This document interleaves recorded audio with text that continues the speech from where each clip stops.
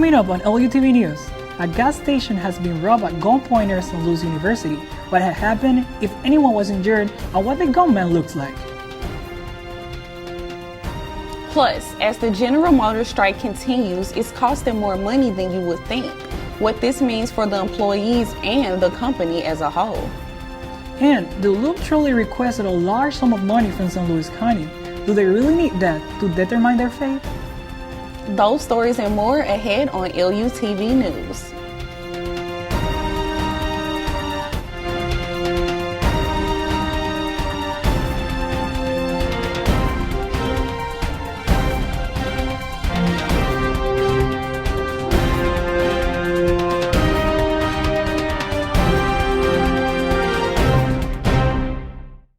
Welcome to this edition of LUTV News. I'm Rolando Dupuy. And I'm Danielle Lee. Thanks for joining us.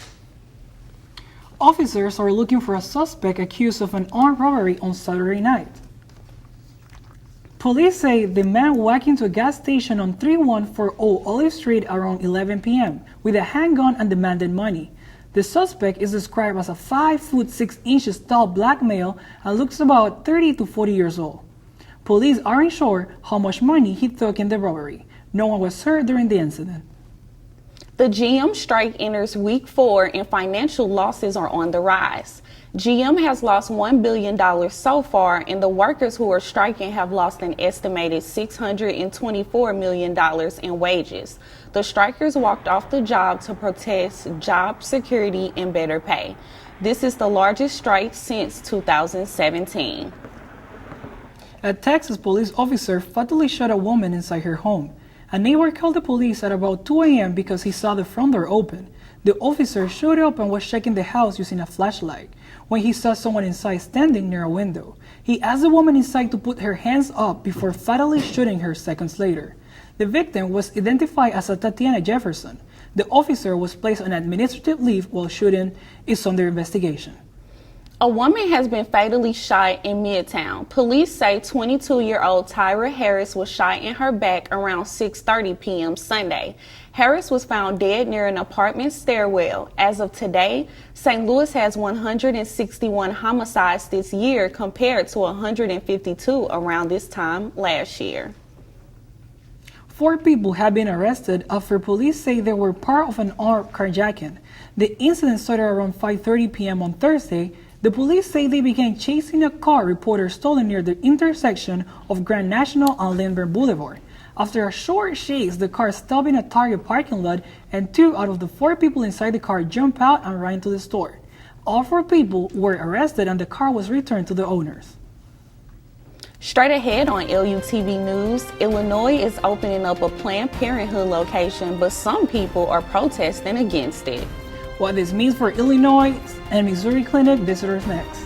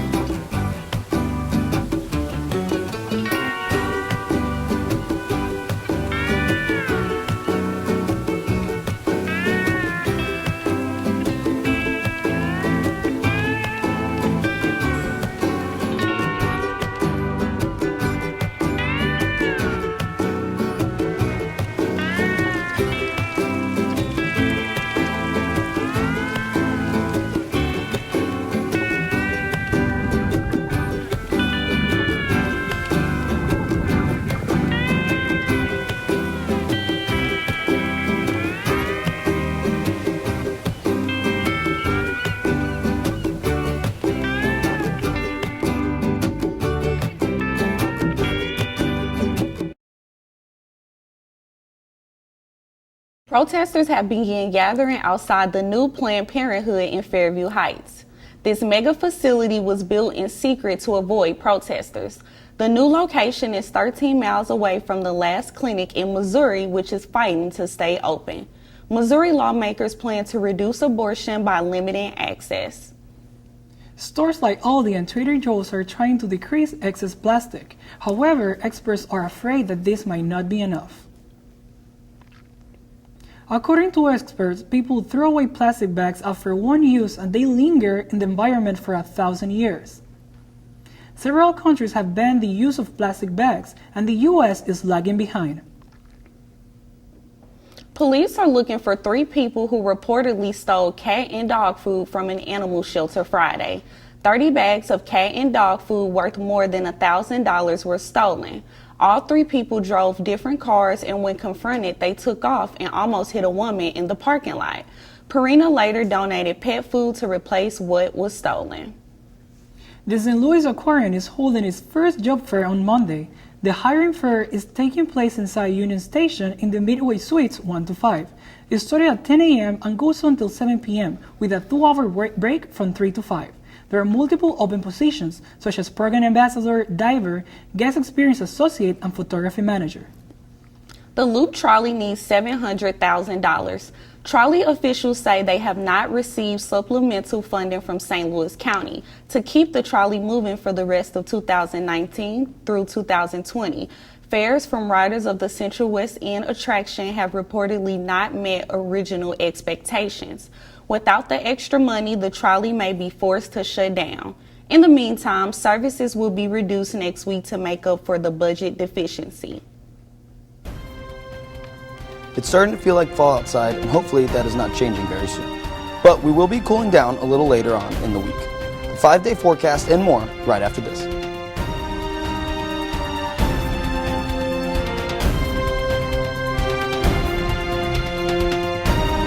Yo, Scott. Hey. I'm heading out, man. You want to ride? No, I got my car, but I actually really need to go to the bathroom. Oh, you know what? I was just in there. The line is like 10 people long. You know, I think I'll just...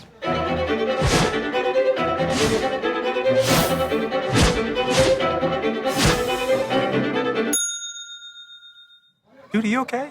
You wouldn't believe what I was just thinking. I am definitely buzzed. Yeah. I think I will take this, and I will take that ride home. Smart man. Did you see how the dog was looking at me? There. Can I tell you a cat joke? Just kidding. Why did the girl ask the mushroom to dance? Because he was a fun guy. What do you call a pig that knows karate? Pork chop. Why was the basketball court all wet? Why? Because the players kept dribbling all over it. Can I tell you another one? So how does a tissue dance? Put a little boogie on it. What's Beethoven's favorite fruit? Banana. What is a boxer's favorite drink? Fruit punch.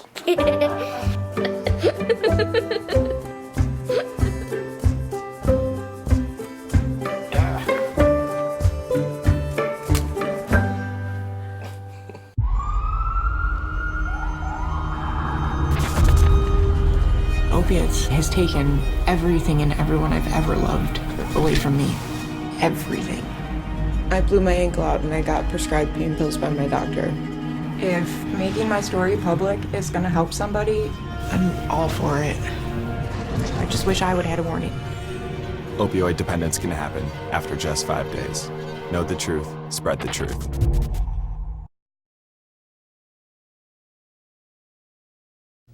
Fall has finally arrived and the weather has just been amazing. As we take a look at the national map right now, you can see that there are some low pressure systems on the west cooling things down near the coast, and some high pressure systems in the Midwest steadily keeping it the perfect fall weather in St. Louis. Switching over to the local map, we have finally made it to the real fall temperatures, and it could not be nicer. Right now in St. Louis, it is currently 69 and sunny, and in St. Charles and Maryland Heights, we are currently at 68 and sunny. While in St. Peter's, it is 69 and sunny. In O'Fallon, it is 68 and sunny. The perfect fall day to start off the week without a cloud in the sky. And now let's take a look at the 5-day forecast. We started the week off very nice on Monday with the high of 70 and the low of 53, but we have to go through some possible thunderstorms throughout the day on Tuesday with a high of 73 and a low of 42. Hopefully that should be the last time we see rain this week, while on Wednesday it is cooling down with a high of only 56 and a low of 38, but then we're going to warm back up with a high of 63 and a low of 43 on Thursday. And rounding out the week, to start the weekend, it should be beautiful with a high of 70 and a low of 52. Another week of fall of fall weather, I am looking forward to hopefully the winter holding off for just a little bit longer. As for baseball fans, it's going to be a perfect night for baseball in DC with clear skies and temperatures in the low 70s for the Cards Game 3. Now over to Merlina with more on the Cardinals.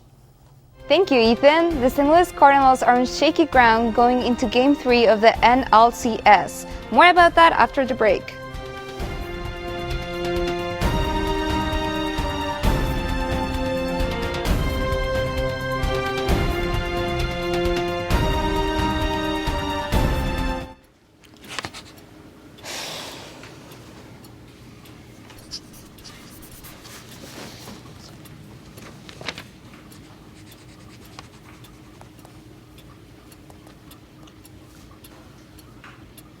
If you love them enough to relearn math so you can teach them math, then surely you'll check nhtsa.gov/the-right-seat to make sure they're correctly buckled in the back seat.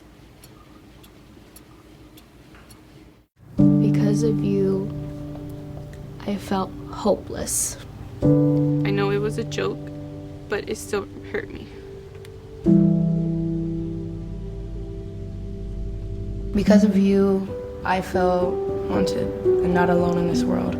Because you said hi to me on the first day of school, I felt included and I knew that I was going to be okay.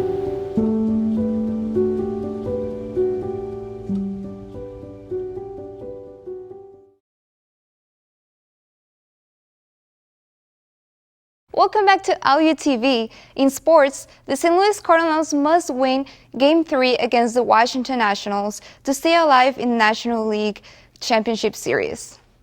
The Cardinals lost the first 2 games of the series after winning the National League Central title. The Washington Nationals are leading 2-0 and are looking to advance to their first ever World Series.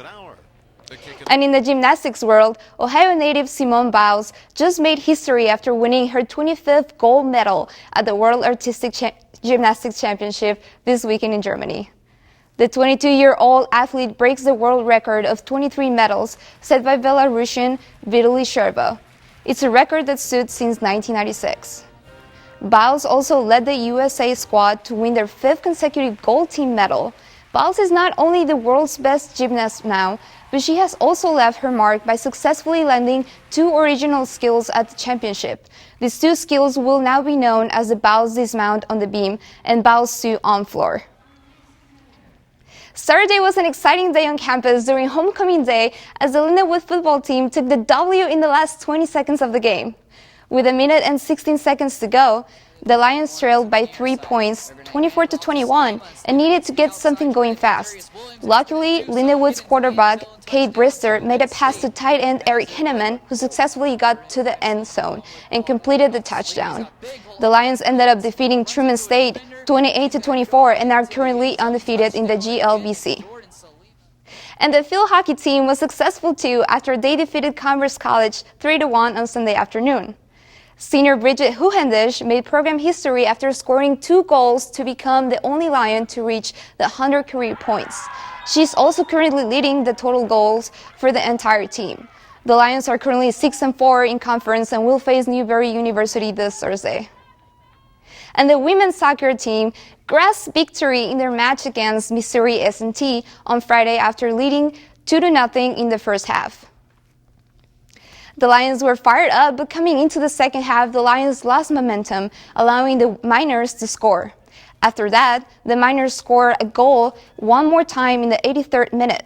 The match went to overtime, but both teams failed to score a goal. We talked with head coach David Musso after the game. We're playing the game right, except we need to put together a full 90. So, at times it's 70 minutes, 80 minutes of good soccer. It's that 10 minutes that's killing us.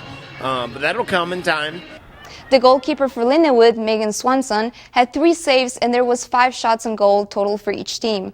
Maggie Miller is currently the Lindenwood's goal leader with 7 points. That is all I have for sports. Back to you, Rolando and Danielle. That's it for this edition of LUTV News. I'm Rolando Dupuy. Thanks for tuning in. And I'm Danielle Lee. Have a great rest of your day.